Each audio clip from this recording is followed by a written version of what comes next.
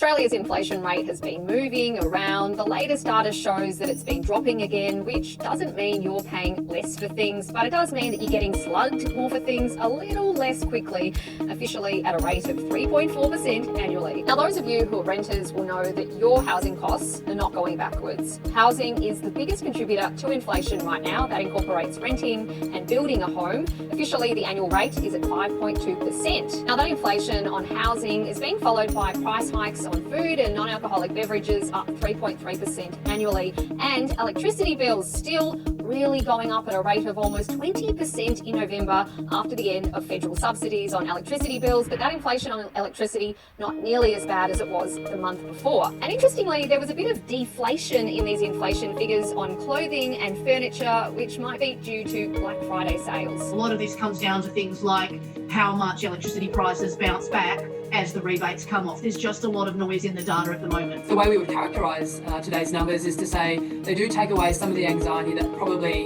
did linger after the third quarter inflation release, but there are still signs that some of the more persistent aspects of inflation, they seem to be lingering and are probably running a little bit too hot to be comfortable that all is well with the inflation story. Now, these annual inflation rates don't just show us about the state of Australia's economy, they're also something that our central bank watches very closely when they're setting interest rates. Now, this latest data is still a little bit higher than the rate that the RBA wants, around 2 to 3% for inflation, and that has some economists tipping that the central bank might still start hiking rates in 2026. There is some chance the RBA hikes. I think it is very obvious from the rhetoric in the media briefing that the governor did late last year that they have a view in their mind that Australia has a renewed inflation problem. At Westpac Economics, we have a more optimistic view about Australia's capacity to grow than the RBA seems to do at the moment. So far, this is saying they might wait and see, but I think we really can't know that. And we think off the back of a solid number in the third quarter for inflation, the right thing for the Reserve Bank to do from a risk management perspective is just take rates a little bit higher,